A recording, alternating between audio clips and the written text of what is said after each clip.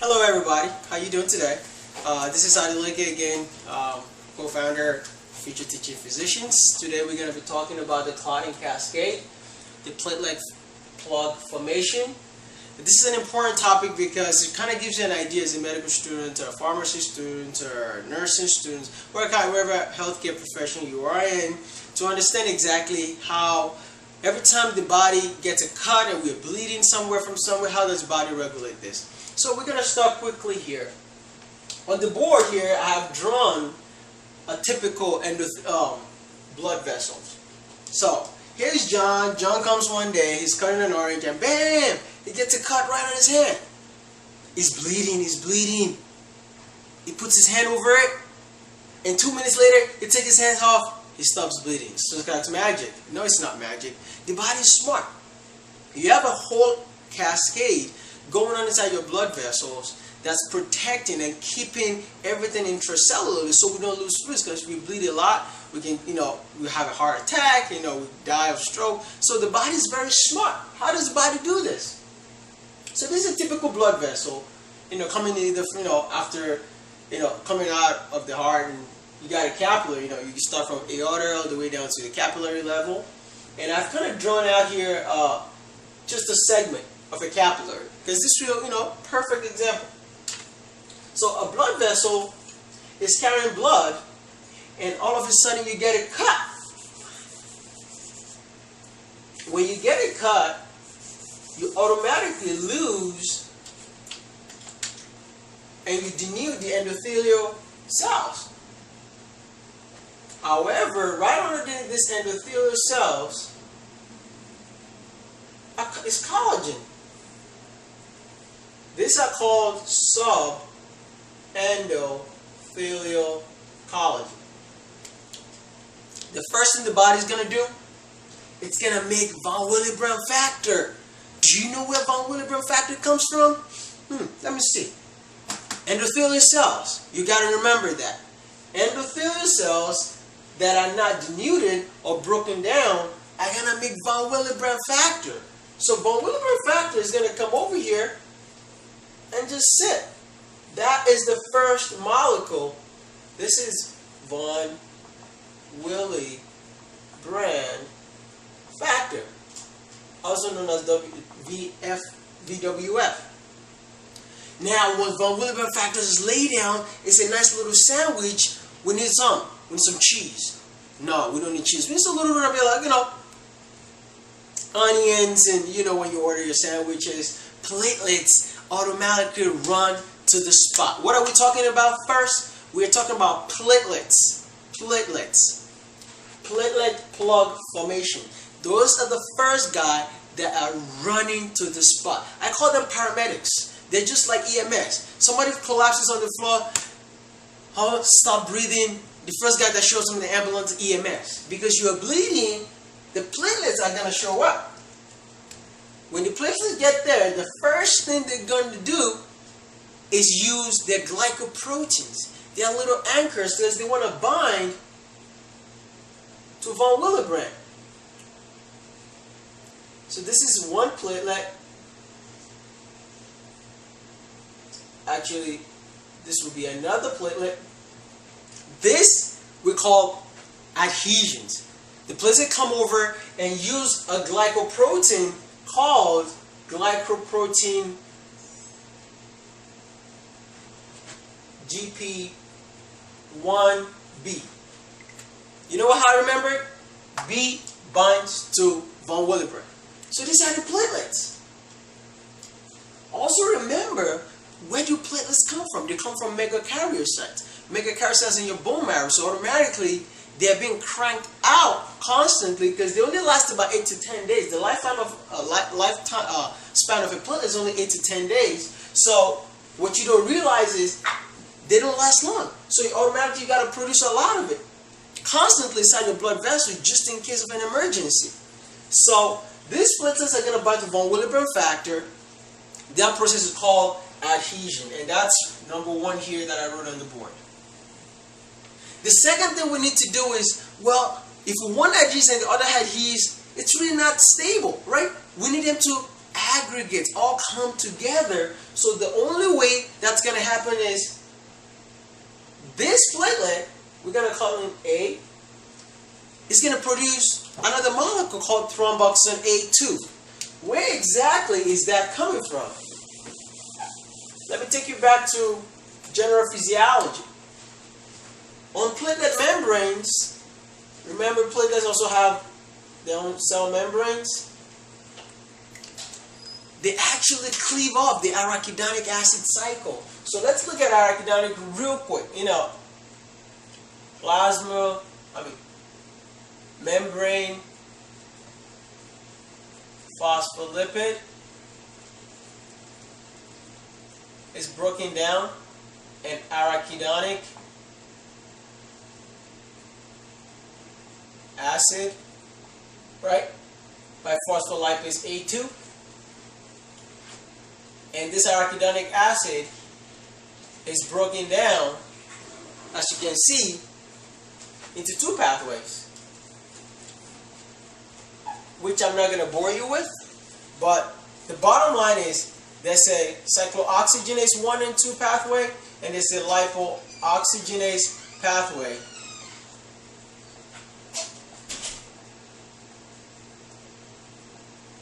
Which makes either leukotrienes, right?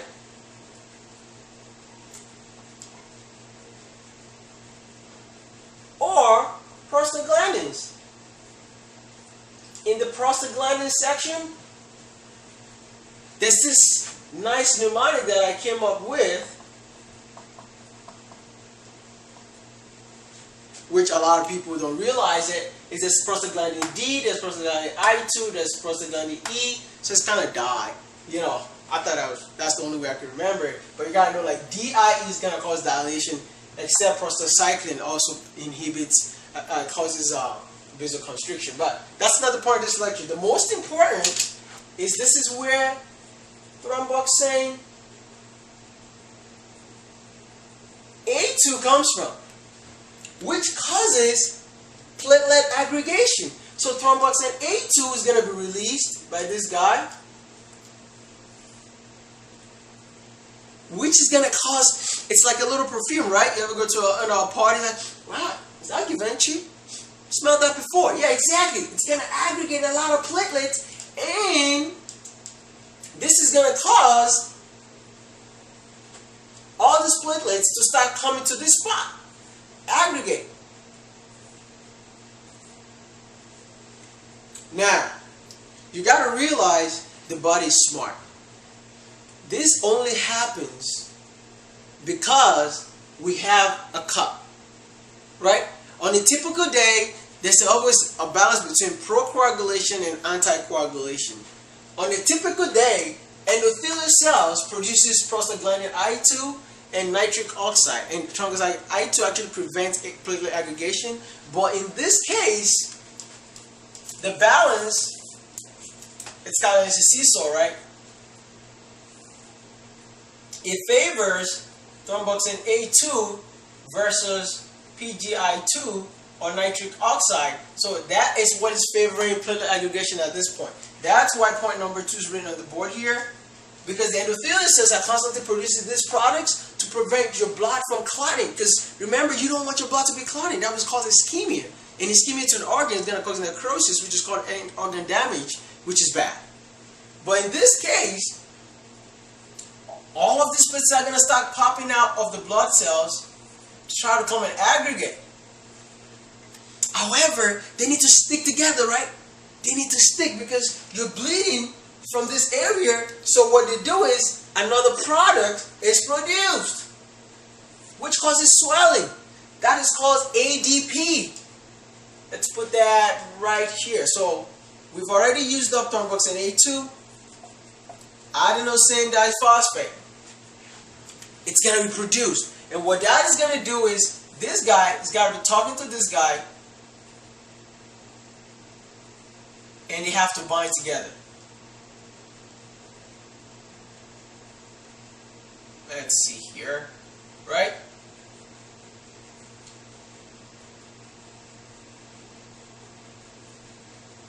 It's called glycoprotein 2B3A. Remember that. That is actually extremely important that you remember that. If you kind of notice, I'm drawing in between these two molecules. I'm going to put a little red object because this will actually make some sense after we're done. All right.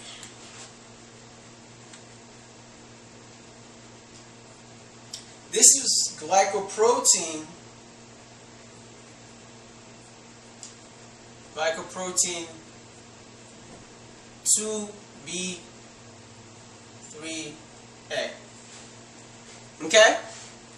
And there's a pathology that involves this little glycoproteins that we're going to discuss in clinical aspect of, after we're done with this lecture. But I want you to notice this little red object I'm drawing here is actually fibrinogen. Fibrinogen. Fibrinogen. Fibrinogen, ogen, is an inactivated form of any protein, which we're going to discuss a little bit why this is extremely important when we get to the coagulation cascade. We're going to go over that, but right now I want you to kind of see the summary of this. Is first, we need von Willebrand factor, right? Von Willebrand factor is going to come over, lay on the endothelial collagen, bam! The platelets are going to come and bind to the von Willebrand factor. That is called adhesion. That's rule number one. Rule number two, when the platelet gets there, it needs to what? They need to aggregate. The only way they can aggregate, they're going to spray a little perfume in the air called thromboxane A2. That's going to bring together all the other platelets. Like, yo, fellas, something is going on in here. Come and check it out.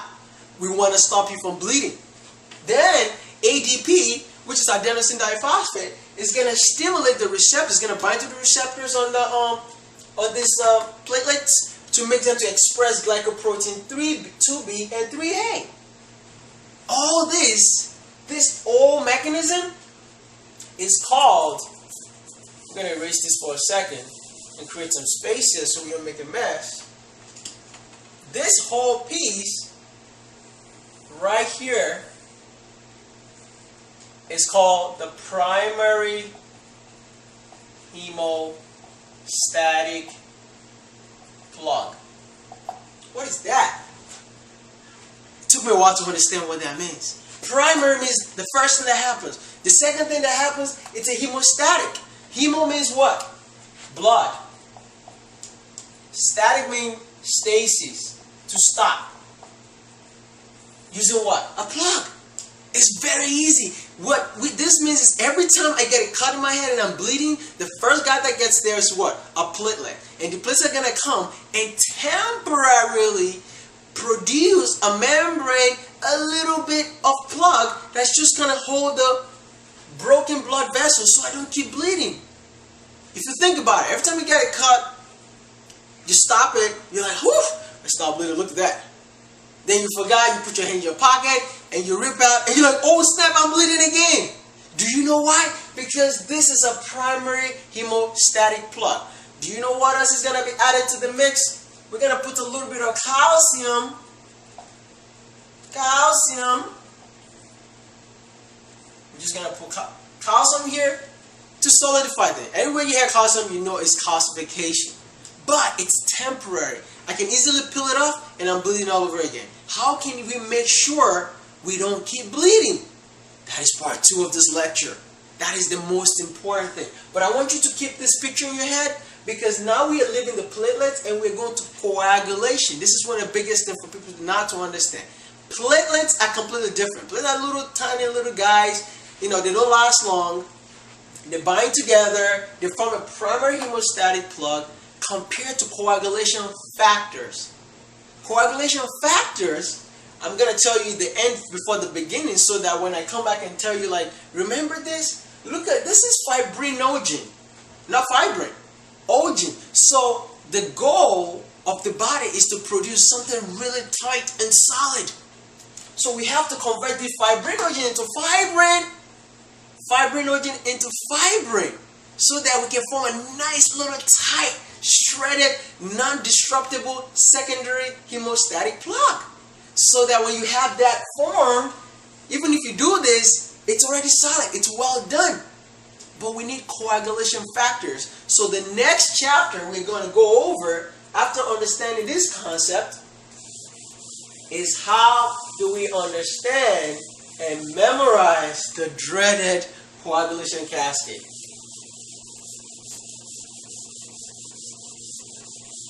So now I'm going to erase this. So it's called clotting or coagulation cascade. Now before I move on, I have to give credit to Dr. Barone, pathologist. He taught us on our boards how to memorize this without stressing over, oh, it goes from 12A to 11A to 11A we activate.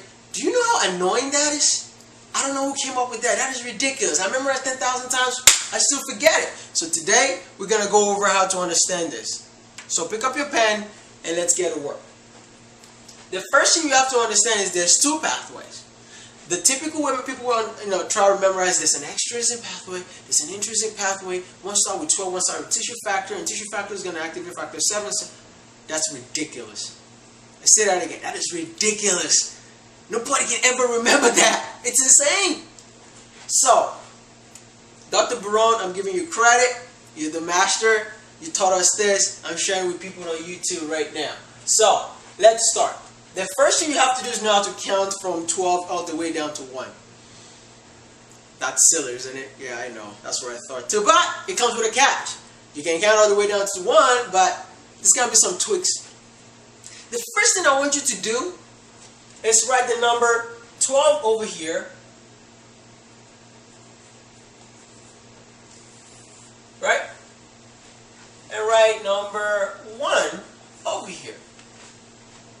It's like we're counting down to 12 to 1. Sounds silly, but at the end of this lecture you understand. Now, anything you want to give a good score, you usually start with what number? Number 10, right? Something that's hot is always giving number 10. So write number 10 here. And that's the hot spot. You know what? I'll give it a star. That's how hot it is. Factor 10. It's like this. Your friend is going to call you up. Hey, listen, what's up? What's going on? There's a party tonight at so lounge. It's a 5-star hotel. No, this one is a 10-star hotel. Meet them at the 10-star hotel. All party lies down at the hotel. So right now, 10, hot. Hot looking chick, we give them a 10, right? That's right. That's just for you to understand. Now, I want you to be able to count. We're going to go from 10 to 11. Okay? 10 to 11. After 11, what should be next? 10, right? After 12, I'm sorry. 12, 10. 12 to 10, 11. But after 11, there should be a 10, right? No. We're actually going to call it 9. Okay? It's odd. That is the only thing. You just have to switch 10 for 9 and it'll make sense in a minute. However, when you get to 10, in between 9 and 10, what should be next? 8. You know what? We're going to give you a different color. So it's 12, 11, 9, 8, 10. Now from factor 10, instead of saying, oh, factor, I guess, there should be 9 here. No, we're actually going to put factor 2 over here and factor 1. Between 10 and 2, I want you to put a 5. This will come with practice. You have to practice this at least 15, 20, 30 times. Then the numbering system will stick in your head. On the 10, I want you to bring down and write 7. And that's it. This is the Clotting Cascade. You will not believe this. This is all you need to memorize. If you know 12 goes to 11, 11 goes to 9, between 9 and 10 is an 8, between 10 and 2 is a 5, and 2 goes to 1, and 7 goes right on the 10, you go. Memorize this. Write it over and over until you get it. Then you'll revisit this lecture and you'll keep making sense. Now, I want you to draw a nice line across here, and we're gonna call it PT. Actually, I'm not gonna give it away yet. And I want you to draw in here. It's a little gun. Okay.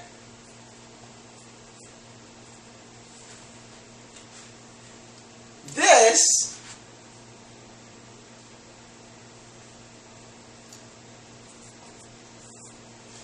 is the extrinsic pathway. What I want you also to do, as you follow this lecture, is to highlight these guys. 9, 10, 7, 2, 9, 10, 7, 2, 2, 7, 9, 10, 2, 7, 9, 10. I'm going to explain to you why that is important in a minute, but I want you to realize this pathway that goes this way, this is the extrinsic pathway.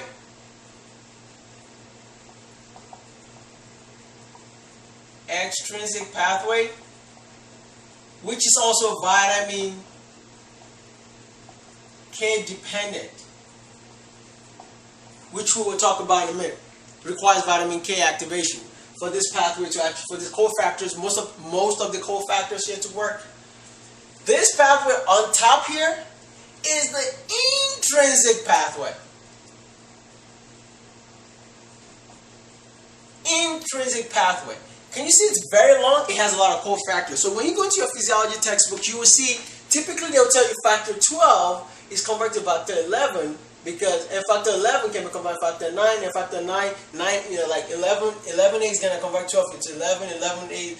It's a bunch of nonsense. Seriously. Just memorize this simple, easy to understand pathway this way, and you're good. All you have to remember is this is the longest part of the pathway, and how many factors are there? 12, 11, 9, 10. I'm sorry. 12, 11, 9, 8, 10, 5, 2, 1. That's all you got to know. For the extrinsic pathway is 7, 10, 2, 1. If you want to prove me wrong, look inside physiology book and you see, this is the tissue factor pathway, right? Which actually, I meant to say tissue factor, not vitamin K dependent, right? Because you have to activate tissue factor before you get to, right? Tissue factor is going to go to factor 7. Factor 7 will convert to factor 10. Activate factor 10. Factor 10 is going to require factor 5 to convert factor 10 into factor 2. And factor 2 has to become factor 1. Pure genius. I didn't come up with it. This was Dr. Baron. Okay? Pathologist. Now, let's understand what is the importance of knowing all this coagulation cascade. In this extrinsic pathway, it's dependent. We use something called warfarin. It's called the warfarin pathway. That's why I drew. What do you think we use warfarin in war? Bam, we use guns. So we're going to war. We are always going to war at the extrinsic pathway. So when you hear warfarin, always think about the extrinsic pathway. What does warfarin has to do with the extrinsic pathway? Because this is vitamin K dependent. How does warfarin work? Or coumadin, right? Coumadin inhibits vitamin K. How does that work? Let's understand the pathway first. Vitamin K, normally, where is it produced? In the gut. There's E. coli inside your intestines that produce vitamin K. How do we get it in? We either take vitamin K through vegetables, or we get it from bacteria in our gut, or also it's also stored in the liver. So if your liver is not working, if you have no bacteria, if you're not taking it, you're going to be vitamin K deficient. Why is vitamin K really important? That's the next step in this lecture. Vitamin K is actually activated by an enzyme called epoxide oxidase. That's how vitamin K is activated. Which now the activated vitamin K, now in green because it's activated, its job is actually activate 4 cofactors. Do you know when vitamin K was born? It was born in 1972. That's a mnemonic. Check this out. Vitamin K is going to take factors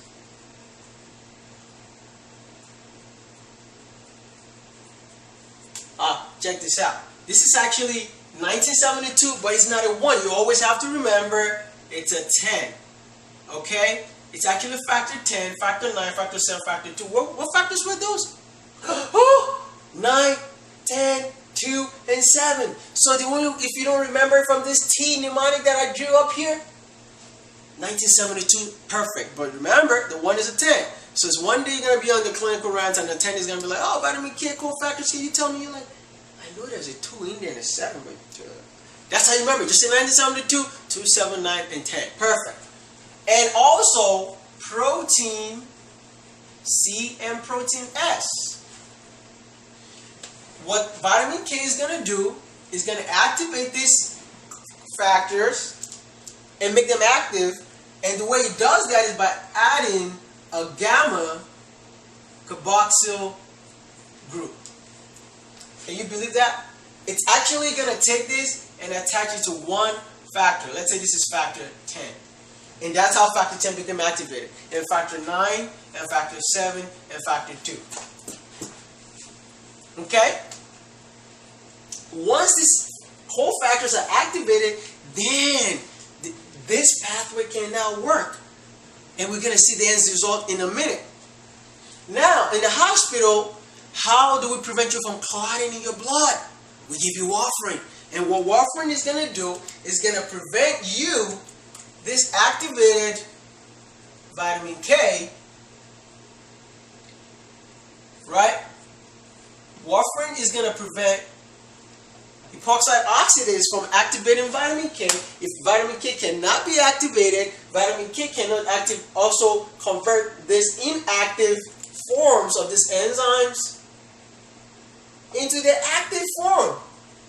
Which means if they're not active, you can't clot.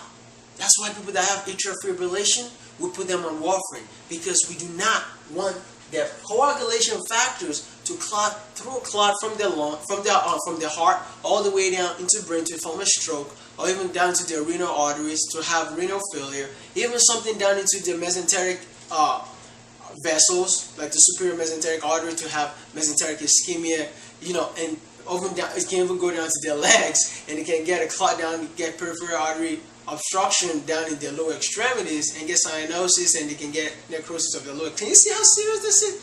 That's how warfarin works.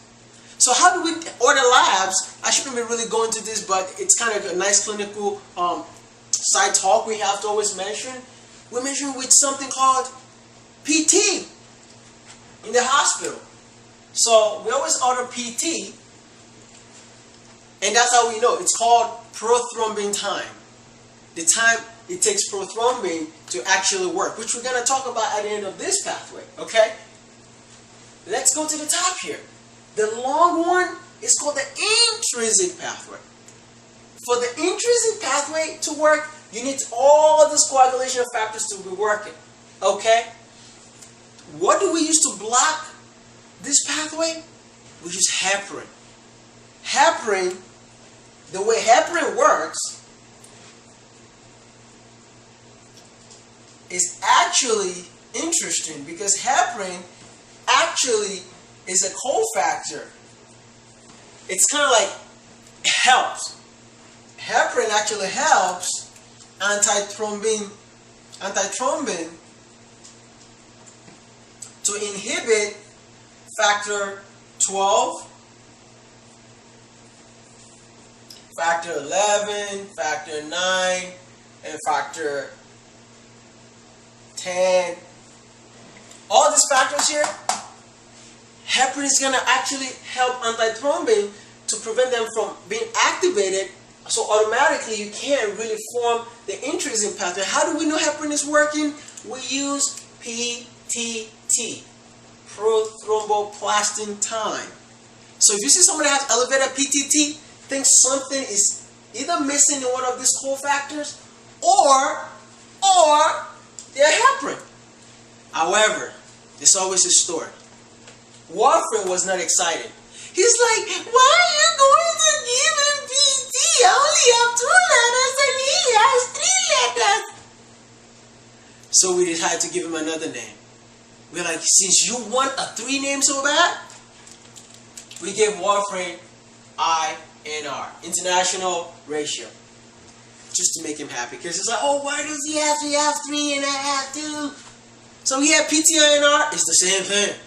It is the same thing. Always remember that. So, in the hospital, this is extremely important information because people that have a DVT, a deep vein thrombosis in their legs, we put them on heparin. Okay? People that come to the hospital with an acute myocardial infarction, we put them on low molecular weight heparin. This is the reason why we put them on it, because when they try to form hemostatic plugs inside the coronary arteries, for example, even inside the deep venous the deep veins of the leg, the iliofemoral, as long as we are not able to activate this complement, the blood is going to be thin. So basically, it's just making your blood a little watery. Cool, isn't it? But the story is not over yet. Now that we've understand this coagulation pathway and the importance of it, why do we need all these cofactors being activated? And by the way, where does all these coagulation factors come from? If you actually watch one of my lectures, I did mention about the liver function test. All these guys are all being produced by the liver. But all coagulation factors are produced by the liver except one. Can you guess? No, factor 8 is not produced by the liver. All coagulation factors are produced by the liver except factor 8. Factor 8 actually left all his friends and he went and got married. He got married to somebody known as von Willebrand. So this was the king and now she's the queen. So this is how I do it. I just write factor 8. It's got the little queen plus von Willebrand. Yeah, they're always together. And remember at the beginning of this lecture, I didn't tell you because I was going to let you get here to see that von Willebrand factors are always together. But we're going to talk about clinical importance when this guy's missing, and so on and so forth. Factor 8 and factor 5, always remember, they're always on top. They activate factor 9 to become factor 10, and factor 5 always activate factor 10 to factor 2. Do you see that? So, let's talk about the end now. We've understand vitamin K pathway. We've seen how these enzymes are activated. We've seen the reason why we give people heparin and warfarin, right? Why do we need all this jargon?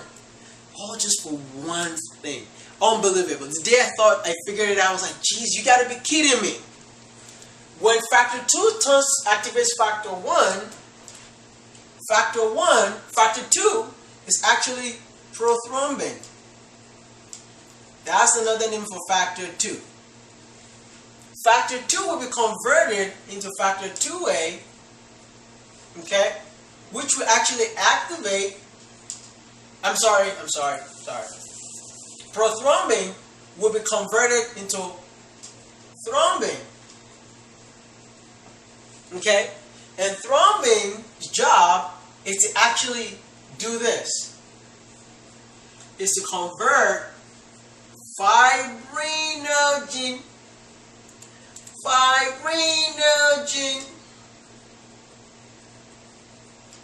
into fibrin, fibrinogen into fibrin. Does that song sound similar to what I told you at the beginning of this lecture? I did tell you the two glycoproteins were holding fibrinogen together. The whole point of converting the primary hemostatic plug to a secondary hemostatic plug is all of these headaches we have to go through so that fibrinogen can become fibrin, which is extremely stable. A fibrin, a really tight string, so that, I'm going to draw that on the board. By the way, prothrombin is factor 2. Thrombin is factor 2A, is going to activate factor 1. Right? Let me just make sure. Right? You have fibrinogen is converted to fibrin in the presence of calcium, right? We need some calcium in here, okay? So that fibrin can be made. That is the end of the story. So when I drew at the beginning, when endothelial cells were broken down, remember, and they were exposed to von Willebrand factor, okay, which attracted the beautiful, cute-looking platelets, right, that I told you are doing this. I'm going to draw this out. Another platelet. Another platelet. That had fibrinogen. Fibrinogen. This is fibrinogen. The goal is just to convert this fibrinogen into fibrin, into fibrin, into fibrin. Can you imagine? Medicine is crazy, isn't it? But the body's smart. The body realizes how important this coagulation. Coagulation is to what? Add this factor to coagulate, to form a clot. So we dump a couple of calcium here, calcium molecules, calcium, some calcium over here, and it makes it nice and solid. Nice and solid. Okay? That is the whole point of the clotting cascade. That is it.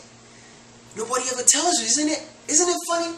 The whole point of this mess is to convert this fibrinogen into nice fibrin clot, to hold the clot together. Now the clot is stable. It's like, it's like, I ain't going nowhere. If you actually had done that to me when I was a primary hemostatic plug, I'm going to break apart. But now, I got some solid background. Strong, nice, and tight. Now, that might seem like the end of the lecture, but it is not. There's more to the story, because now that you've understood the clotting cascade, you've realized how the body, every time I cut my finger and cut my wrist or cut myself, accidentally, that's how my body clots. That's how a nice little beautiful clot is formed. Then eventually you get epithelialization, you get like new laying down fibroblasts, and you form a nice little type 4 collagen or type 1 collagen, wherever part of the body it is, so that you can, the body can heal itself again. Does that make any sense? I bet you it does. That is the whole point of this story. What we're going to go over in the next lecture are the pathology of what goes wrong. Why do people bleed? Why do they not stop bleeding? That's going to be the next step in this lecture. So, just to summarize the whole point of this lecture, we started by saying you get a cut, you expose the endothelial cells with the von Willebrand factor, platelets are going to come and bind together, they're going to aggregate, right? They're going to swell up a little bit, they're going to try to use their glycoproteins to kind of hold on to each other. Then you're going to have some calcium put on top of it with fibrinogen, but it's not stable because it's not stable enough. That's called a primary hemostatic plug. We're going to go ahead and make a secondary hemostatic plug by going through this whole cascade. You better hope your liver is working and everything else working so that we can form a nice fibrin at the end of the story to make everything tight and solid so that you can stop bleeding. So you can stop bleeding. Okay, so guys, let's watch the second part of this video. We're going to go ahead and talk about pathologies in the next section.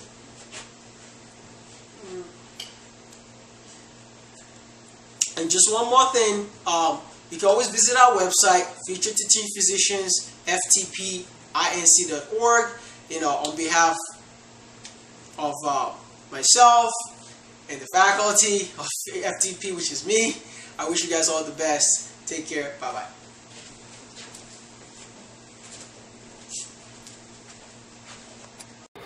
Hey, thank you so much for watching the video. I hope you learned a lot. Are you studying for the USMLE Step 1 or Step 2? Are you studying for the NCLEX or you're currently in nursing school as a nursing student? Are you a PA student currently in school or studying for your PANCE exam? Or are you a nurse practitioner student or trying to take your NP board exam? Listen, I've got super awesome content for you. If you truly love this video and it simplified your learning process, I want you to check out my website below. I've listed all the list of exams, whether you're studying for any of this board exam, and all I want you to do is click on the link right now below so that you can take you directly to my website. For USMLE, just go to smashusmle.com. For NCLEX, go to crushnclex.com. And if you're studying for the PANCE exam, the nurse practitioner exam, or you're studying for your internal medicine board exam, just click below and it'll take you directly to ftplectures.com. Listen, I can't wait to help you. If you need to get in touch with me, just get to my website, you're able to reach me directly, and we can work together one-on-one. Listen, you're super awesome, and my goal here is to help your dream come true. If you want to be a doctor, want to be a nurse practitioner, a registered nurse, or physician assistant, I'm here to help you get to that next level. With your medical knowledge, let's save the world together. I love you guys. You guys are super awesome, and do not forget to click on the link below to be able to get to my website. Also, don't forget to subscribe to my channel. You guys have a great day. Let's go.